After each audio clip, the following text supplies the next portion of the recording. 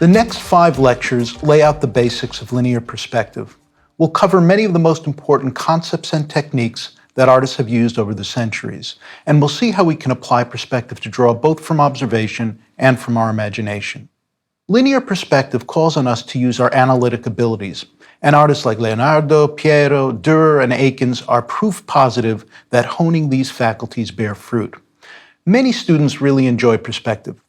Things that seem like they require artistic genius become a simple matter of knowledge and patience. But I've encountered some students who believe that art is all about emotion and felt that studying perspective didn't really have a bearing on what they wanted to draw. If you list in this direction, I'd ask you to give this a chance, because perspective is such a powerful tool. In his book, Successful Drawing, Andrew Loomis gives this advice. It may be hard to see the connection between planes and vanishing points and the kind of drawing you wish to do, but there is a definite connection, for anything you draw is related to a horizon and vanishing points. Many people looking at a fresh and seemingly spontaneous watercolor like Akins' Biglet in a Single Skull would be surprised to learn that it was arrived at through methodical study. A lot of thought was given to the perspectival spatial construction. Vincent van Gogh, often mistakenly portrayed as running on manic genius, took great pains to learn perspective. He understood it would free his expressive ability.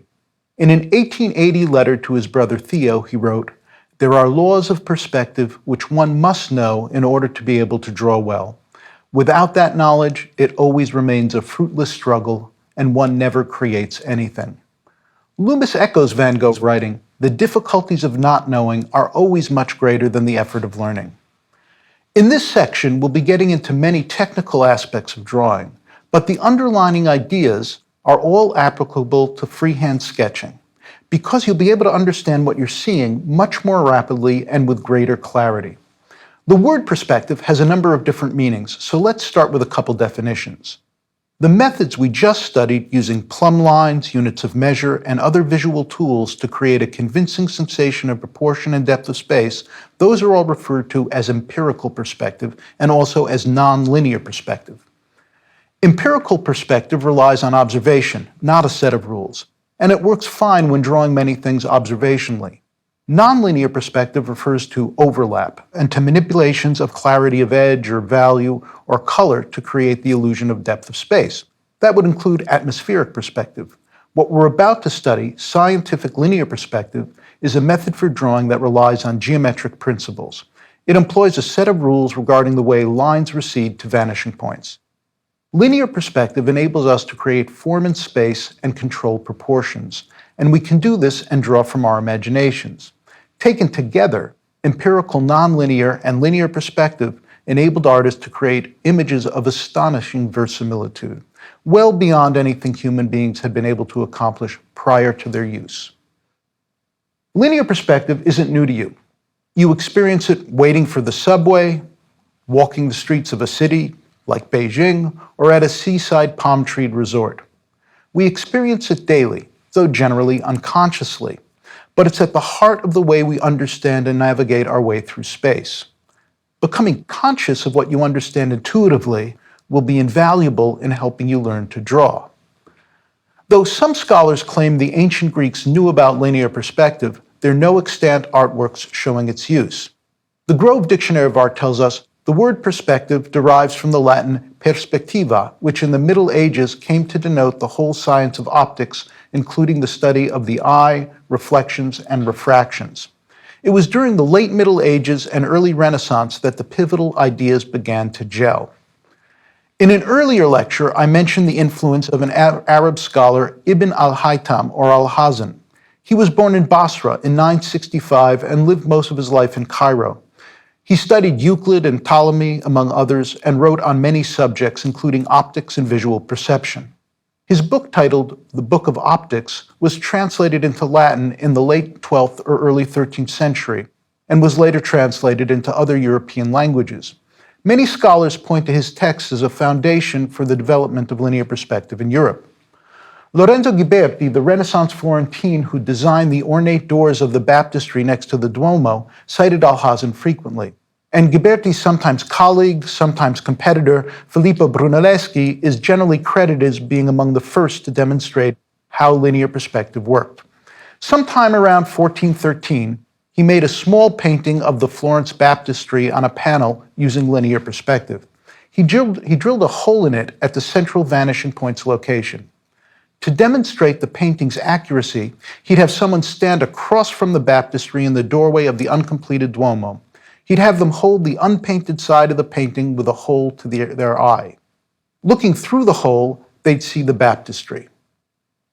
While they were looking at the baptistry, he'd slide a mirror into their line of sight, so his little painting of the baptistry would be reflected, replacing the actual baptistry.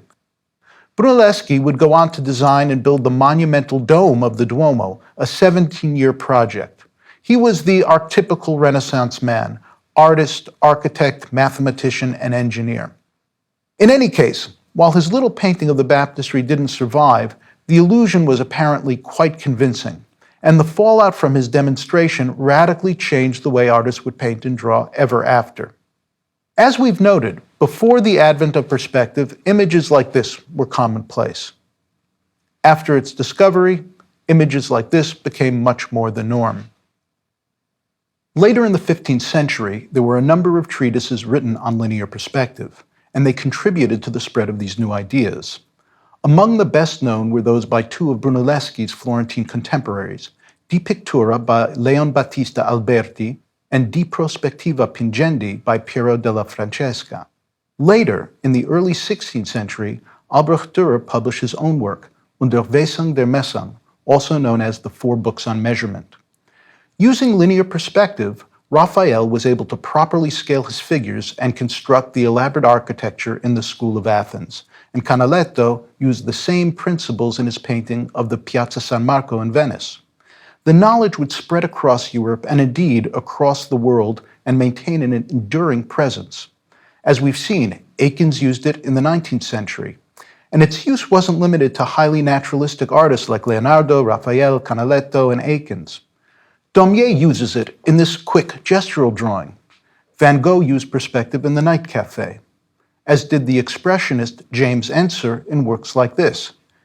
Even Munch's The Scream depends on a vanishing point and receding diagonals. These same 15th century ideas are found in contemporary art, here in this 1970s drawing by Antonio Lopez Garcia. The use of linear perspective is ubiquitous. Many art-related professions employ it in myriad ways. It's been used routinely in comics from their earliest days to the present. The Simpsons animators use it to construct, well, just about everything. Houses, rooms, furniture, you name it. Pattern on the floor in the Raphael and on the floor in the Simpsons, same method. And video games like Grand Theft Auto wouldn't exist without linear perspective. All these examples rest on the same core principles. So, let's begin to learn about them. And we'll return to one of the early pioneers of the subject, Albrecht Dürer, and his woodcut of an artist using Alberti's velo. When we looked at this earlier, we noted that the artist closes one eye. The open eye remains in a fixed position. Linear perspective, similarly, depends on a fixed monocular view of the world, like looking through the viewfinder of a camera. The position of that one unmoving eye even has a name. It's called the station point.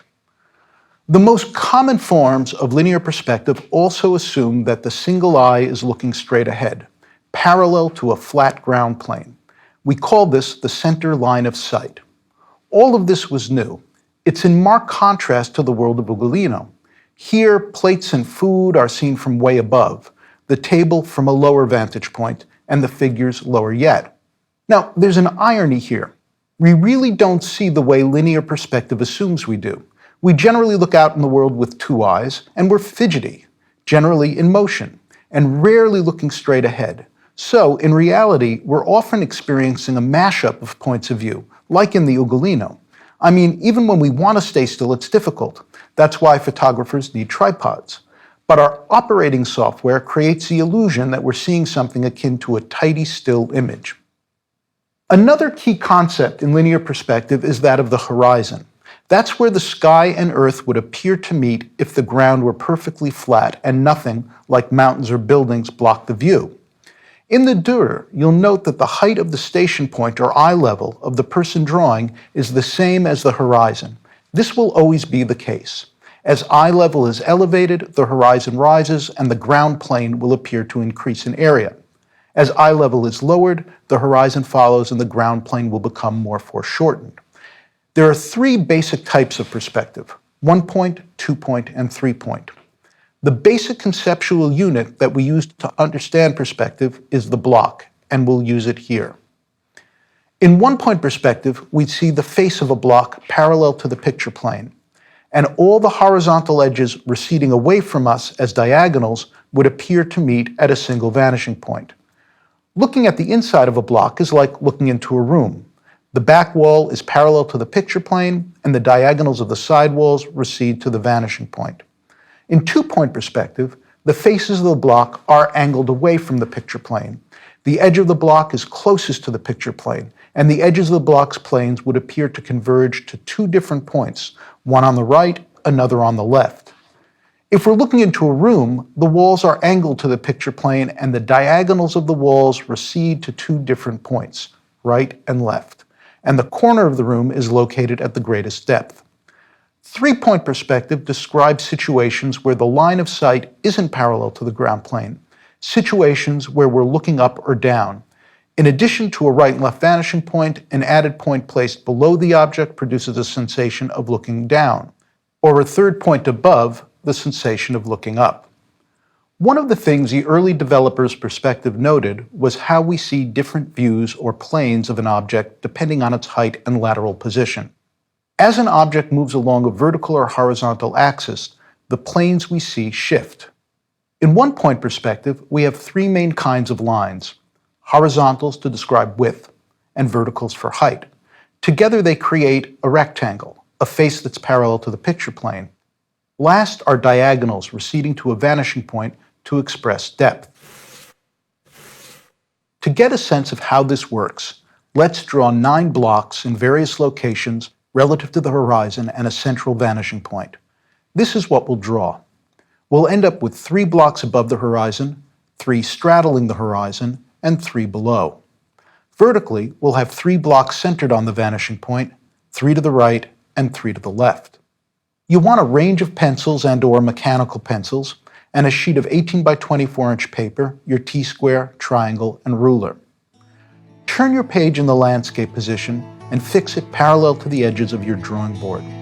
We'll start by drawing a horizon line in the center of the page, 9 inches from either horizontal edge. Then a central vanishing point. I use crosshairs, it's more precise than a dot. We'll need some construction lines. I'm using a 5H pencil. Measure 3 inches to the right of the vanishing point and draw a vertical construction line. Make it at least 10 inches long. We need at least 5 inches above and below the horizon. From this first construction line, measure to the right another 1 3/4 inches. Make a second vertical construction line, same length. Now, 1 inch below the horizon, draw a long horizontal construction line across the page. Then another one, an inch above the horizon. We're ready now to draw the front face of our first block. I'll be using a darker pencil, a B. Look to the right of the vanishing point. You'll see that your construction lines form a rectangle straddling the horizon. Draw over this rectangle with your darker pencil. This is the front face of your first block. Because of the camera angle, this looks like an elongated rectangle on your screen, but it's a true square. Now, using the 5H, half an inch to the left of the block's face, I'll add another long vertical construction line. Back to the B. I'll line up the top left corner of the block with the vanishing point, then draw a line back at a diagonal, stopping at the new construction line. Then do the same thing from the lower left corner. And go over the vertical to complete the first block's exterior. A tip here. We're using a construction line to define the depth of our blocks. In situations where you don't, you might be tempted to draw a line all the way back to the vanishing point. It's a good idea to avoid this. Get in the habit of stopping an inch or so short of it. If you touch the vanishing point, you'll make it bigger. As it gets bigger, your drawing will be increasingly less accurate because you'll be drawing to different points within the vanishing point. Let's draw a block on the left, just like the one on the right. Add a vertical construction line 3 inches to the left of the vanishing point, then another 1 3/4 inches further left. We already have our horizontals, so we can draw the block's face.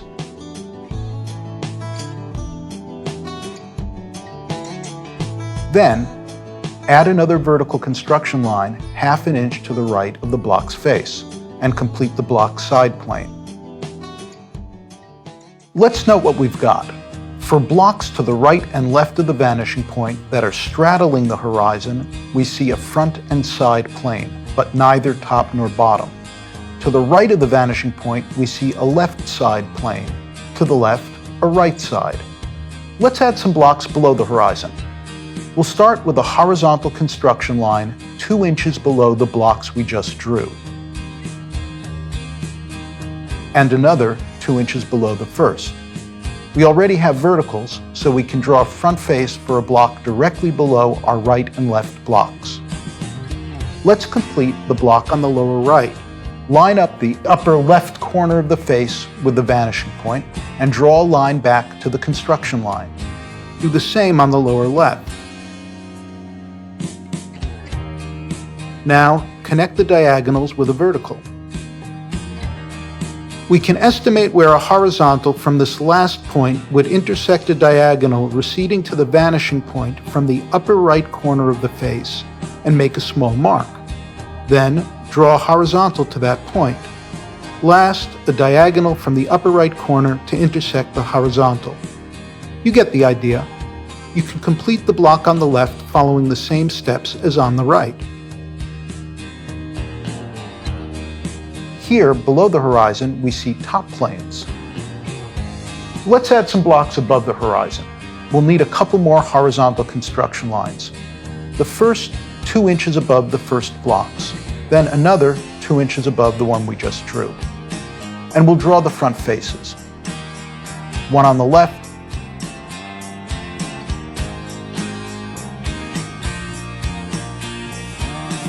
another on the right. Let's start on the left. Line up the lower right corner of this face with the vanishing point and draw a line back to the vertical construction line. Repeat from the upper right corner. Then connect the diagonals with a vertical. Again, we'll estimate where a horizontal from this last point would intersect a diagonal receding to the vanishing point from the lower left corner and make a small mark. Then draw a horizontal to that point. Then a diagonal from the lower left corner toward the vanishing point to intersect the horizontal. Do the same on the right.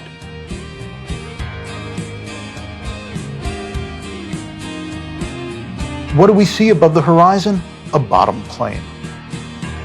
Let's add 3 blocks in the center. Draw a vertical construction line 7/8 of an inch to the left of the vanishing point. Add another 7/8 of an inch to the right.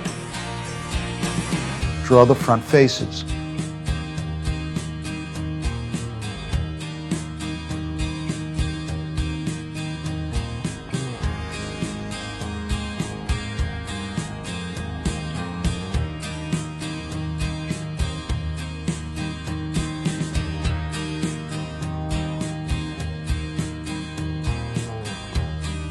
Let's complete the block above the horizon. From the bottom corners, draw diagonals receding toward the vanishing point. Then, line up your straight edge with the bottom rear of the blocks on the right and left, and draw a horizontal connecting the diagonals. Use the same method to complete the block below the horizon.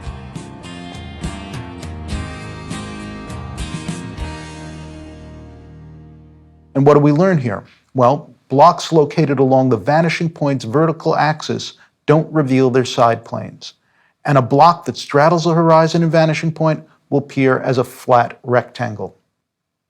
Let's up the complexity.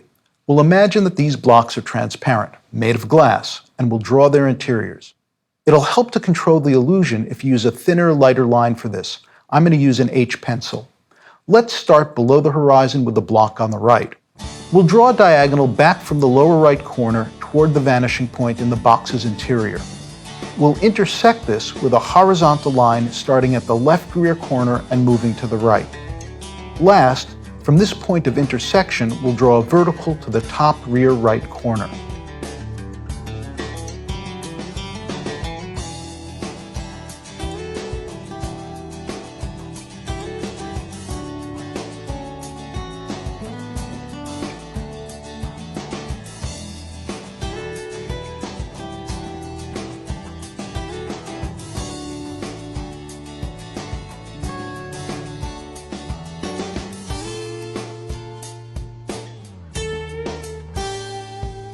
Let's do the same thing above the horizon on the left.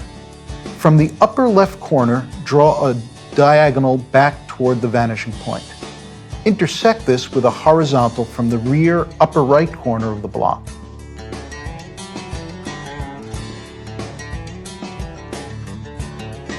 Where these two intersect, we'll draw a vertical down to the rear lower left corner of the block. Worth noting here that if we draw transparent blocks, we'll see all 6 planes of each block in each location.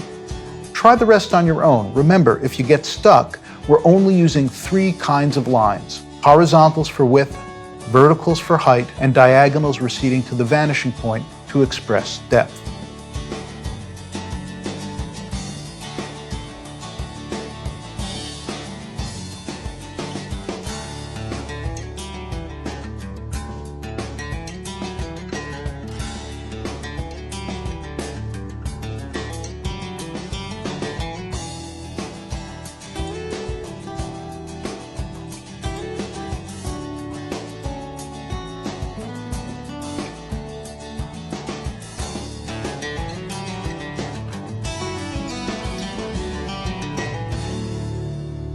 Once you've constructed all 9 transparent blocks, we can take this another step.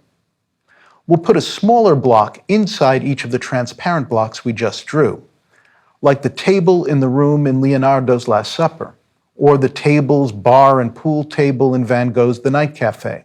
Though I should point out that some of his objects are in 2-point perspective. But the idea is the same. In terms of drawing, a room's just a transparent block, a block turned inside out. And many of the objects we draw are just modified blocks of one kind or another. By drawing blocks inside of blocks, we're getting the tools we'll need to draw all manner of subjects. We'll need some additional construction lines. We'll begin below the horizon by drawing a long horizontal 1/4 of an inch above the bottom horizontal of these lower blocks. And we'll draw another an inch above this. Let's start in the interior of the center block. Along the first horizontal we just drew, measure in 1/2 inch from the receding diagonal on the left and make a mark. Do the same on the right. Extend long verticals up the page from these points. Use these new construction lines to draw the rectangular front face of a small block inside the larger bottom transparent block. Repeat this procedure to draw a similar rectangle in the blocks to the right and left.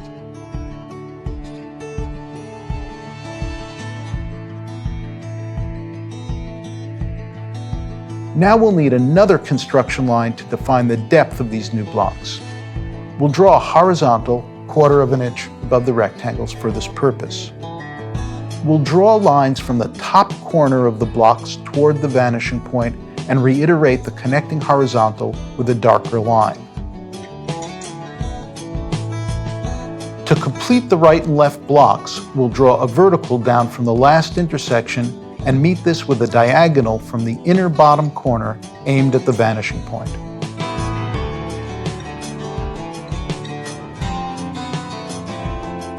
Let's move to the blocks above the horizon. First, we'll draw a new construction line 1/4 inch below the front bottom edge of the block, and another 1 inch above this. Use these construction lines to draw the front faces of the 3 small blocks above the horizon. Return to the small block below the horizon on the left. Project the rear vertical up as a construction line through the blocks above. Do the same on the right. Now let's return to the small block above the horizon on the left and draw diagonals from the right corners to intersect this new construction line. Then reiterate the vertical connecting them with your darker line.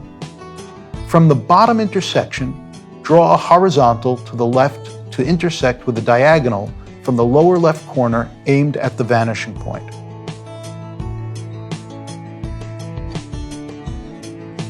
Then repeat this on the right.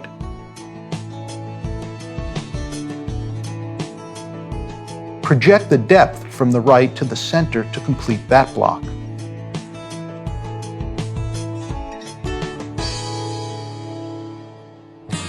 Moving to the center row, we'll need a horizontal construction line to define the bottom edge of the small blocks. The plane they'll sit on is very foreshortened, so we'll place this 1/16 of an inch above the bottom edge of the larger blocks. Draw another horizontal an inch above this, then use your construction lines to draw the blocks.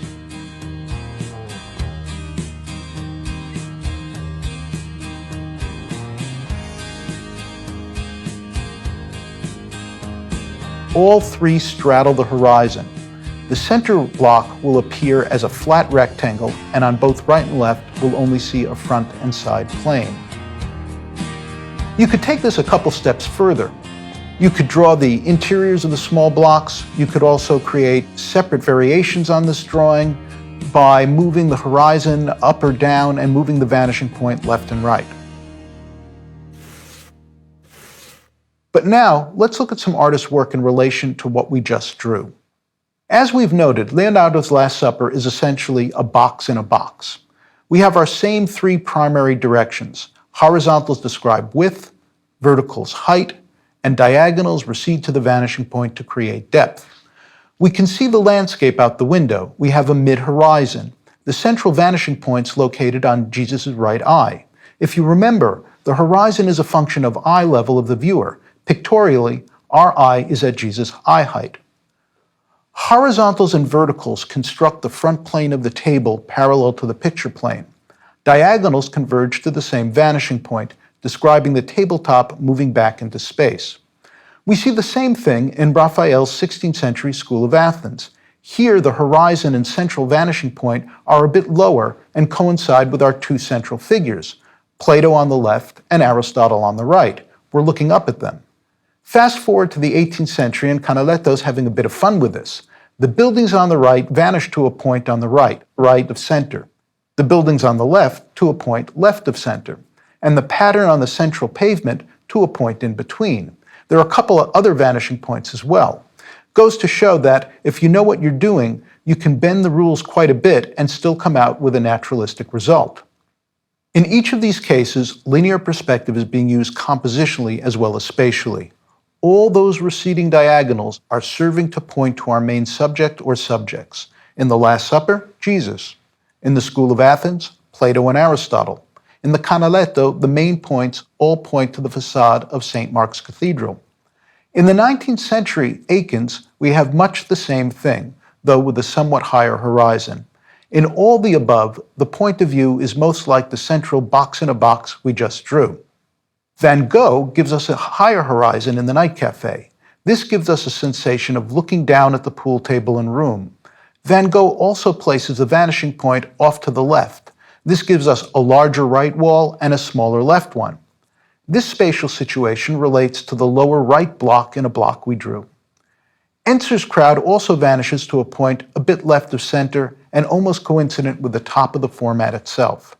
And Munch's Brid vanishes on the visible horizon to a point we see all the way on the format's left edge. We can find Daumier's vanishing point and horizon by projecting the receding diagonals of the table in the front to the point where they'd meet off to the left. Lopez Garcia locates his vanishing point off-center, to the right. And he's also playing a game or two, curving what would normally be drawn as horizontal lines expressing the tile's widths. The Simpsons still is like Leonardo, Raphael, Canaletto, or Lopez Garcia. The bookcases are like side walls. In the Raphael, Canaletto, and Lopez Garcia, we get a pattern on the floor tied to a grid pattern. We get the same in the Leonardo and the Simpsons still, though in these two, the gridded pattern is on the ceiling. To finish up, Let's sum up the most important things we've learned about one-point perspective. First, it's used to describe blocks that have one face parallel to the picture plane. To draw these kinds of objects, we use horizontals to express width, verticals for height, and diagonals converging to a vanishing point to express depth.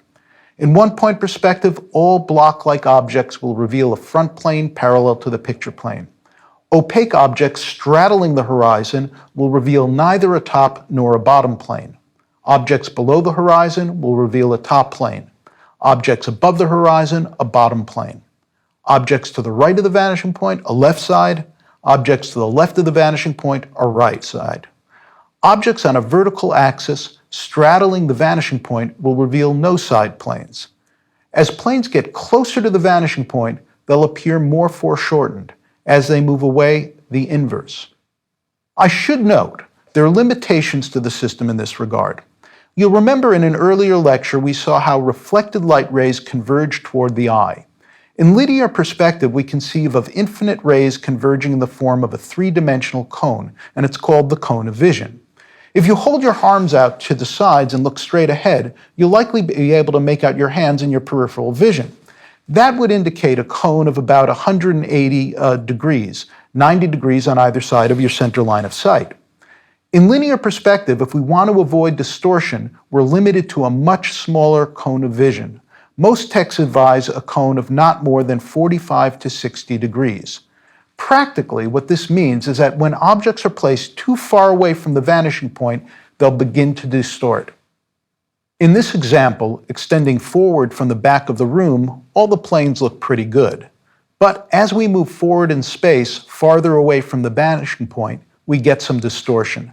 The tiles closest to us on all the planes appear to bend. So, one-point perspective looks most naturalistic when what we draw is relatively close to the vanishing point. That's not to say that warping or distortion can't be visually interesting in a work of art, but you want to be aware of a fact. To get a sense of how this plays out, you could add more blocks to the drawing we just did, some on the far left or right, and some high or low in the page.